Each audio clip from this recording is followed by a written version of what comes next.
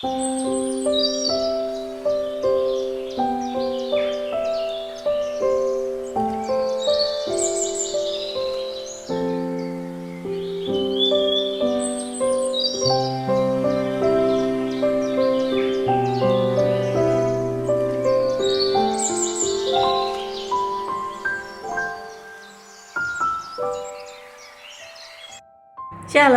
jumpa lagi di Weekend with Jesus. Hari ini, hari Sabtu tanggal 1 Juli 2023. Mari kita mau merenungkan bacaan liturgi harian dari Matius 8, 5-17. Ada 3 kisah dalam bacaan ini.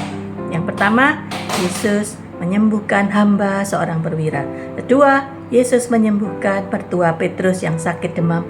Yang ketiga, Yesus mengusir roh-roh jahat yang merasuki orang-orang dan menyembuhkan orang-orang sakit. Apa yang dapat kita pelajari dari kisah tersebut? Dalam kisah yang pertama, ada seorang Romawi yang mendatangi Yesus untuk memohon kesembuhan untuk hambanya yang sedang sakit parah. Nah, dari perwira ini kita bisa belajar tentang kerendahan hati dan semangat melayani. Seorang perwira dengan jabatan tinggi, ya, ibaratnya seperti jenderal gitu ya, dengan pangkat kedudukan yang tinggi, biasa dihormati di mana-mana, tapi dia mau melayani hambanya yang sedang sakit dengan mencari Yesus. Ia mau merendahkan dirinya dan memohon pertolongan dari Yesus untuk menyembuhkan hambanya. Seperti perwira ini, tanpa kerendahan hati kita tidak bisa datang kepada Yesus. Tanpa kerendahan hati kita tidak bisa melayani dengan tulus. Nah, yang kedua yang bisa kita pelajari dari perwira ini adalah iman yang besar.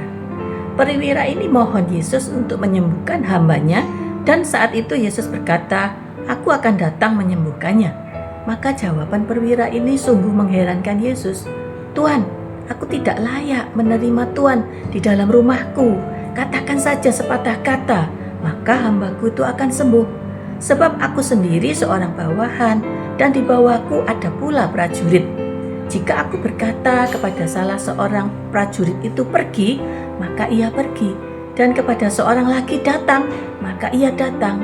Ataupun kepada hambaku, kerjakanlah ini, maka ia mengerjakannya." Yesus heran dan berkata, "Aku berkata kepadamu, sesungguhnya iman sebesar ini tidak pernah aku jumpai seorang pun di antara orang Israel." Lalu Yesus berkata kepada perwira itu, "Pulanglah dan jadilah kepadamu seperti yang engkau percaya." Maka pada saat itu juga sembuhlah hambanya. Saudaraku yang terkasih, setiap kali kita menyambut Ekaristi, kita mengucapkan, "Ya Tuhan, saya tidak pantas Tuhan datang padaku, namun bersabdalah saja, maka saya akan sembuh." Apakah kita sungguh-sungguh mengucapkan kata-kata ini dengan iman? Atau meluncur begitu saja menjadi suatu bagian dari tata ibadah kita? Dalam suatu retret, seorang suster mengajarkan kepada saya untuk mempersembahkan luka-luka batin saya, terutama pada saat hendak menyambut Ekaristi.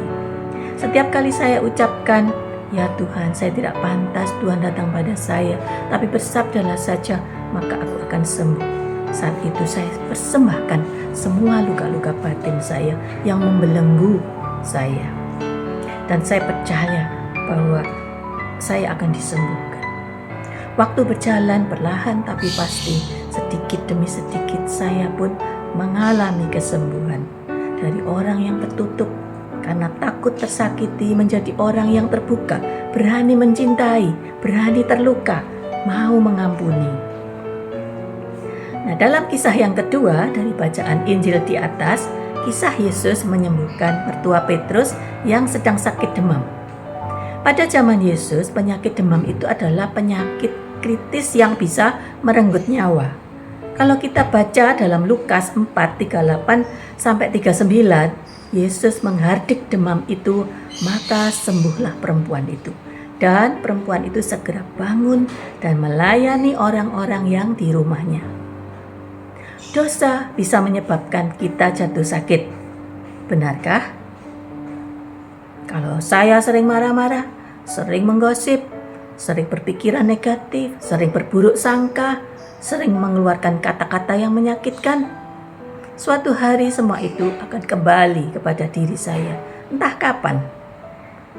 Kalau saya menghakimi dengan menunjuk orang, kamu salah, maka sebenarnya 4 jari ini menunjuk kepada diri saya sendiri, meminta saya untuk introspeksi. Saudaraku yang terkasih, mari kita datang dan kita serahkan semua sakit penyakit kita kepada Tuhan. Tentunya disertai dengan pertobatan dan penyesalan atas dosa. Jika Tuhan belum menyembuhkan fisik kita, setidaknya Tuhan pasti menyembuhkan mental rohani kita lebih dulu. Dan orang yang menerima kesembuhan mental rohani lebih bisa menerima kenyataan atas penyakit fisik yang mereka alami. Dan terutama mereka tidak akan menyalahkan Tuhan kalau belum sembuh. Dan juga tidak menuntut Tuhan harus sembuh. Nah, setelah sembuh, maka orang bisa mulai melayani. Sama seperti yang dilakukan oleh mertua Petrus. Setelah sembuh, maka ia bangkit dan mulai melayani orang-orang yang ada di rumahnya. Nah, dalam kisah yang ketiga adalah Yesus mengusir roh-roh jahat dari orang-orang dan menyembuhkan penyakit orang-orang.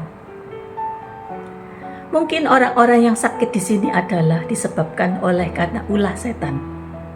Setan selalu dengan berbagai macam cara mengganggu dan mengintimidasi manusia. Karena setan iri terhadap kesayangan Allah, yaitu manusia. Setan mau menghancurkan Allah dengan cara menghancurkan buah kesayangannya, yaitu kita, manusia. Setan selama 24 jam seperti singa yang mengendap, hendak menerkam mangsanya. Ia sabar menunggu setiap ada peluang. Apakah kita sadar?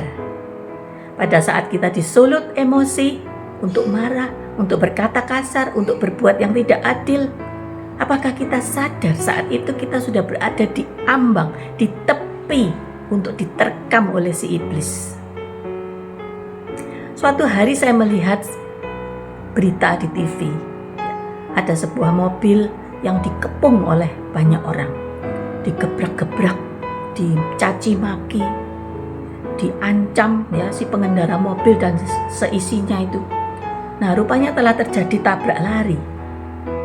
Melihat itu rasanya ngeri, membayangkan apa yang akan terjadi jika polisi tidak segera datang mengamankan. Orang-orang ini semakin terbakar oleh emosi.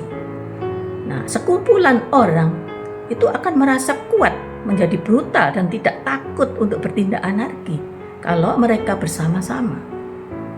Disitulah setan bekerja, membakar, menyulut, dan menghancurkan. Saudaraku yang terkasih, mari kita terus berjaga, waspada. Sebab kita juga tidak lepas dari incaran si jahat. Seringkali kita juga mendengar suara-suara miring. Mungkin bersorak kecil pada saat musuh kita mendapat celaka atau sakit. Mari segera kita usir suara-suara itu dalam nama Yesus. Jangan biarkan suara-suara itu menggoda. Jangan biarkan kita menjadi sama seperti musuh-musuh kita. Segera lepaskan pengampunan kepada musuh-musuh kita, maka iblis akan lari, tidak berani menggoda kita. Dia akan jauh dari kita. Wah, kita sudah banyak belajar dari 3 kisah di atas. Nah, di atas semua itu kita percaya bahwa Yesuslah yang memikul kelemahan kita dan menanggung penyakit kita. So, siapa takut kan ada Yesus? Kita pasti dimenangkan, kita pasti disembuhkan, dan mujizat itu masih ada. Akhirnya saya ucapkan selamat bertumbuh dalam iman dan kerendahan hati, serta semangat pertobatan dan melayani. Amin. Saya Pratiwi Putri Cahyono, pengajar SEP Santo Yohanes Penginjil PPK PKK Surabaya. Saksikan Weekend with Jesus setiap hari Sabtu di channel ini.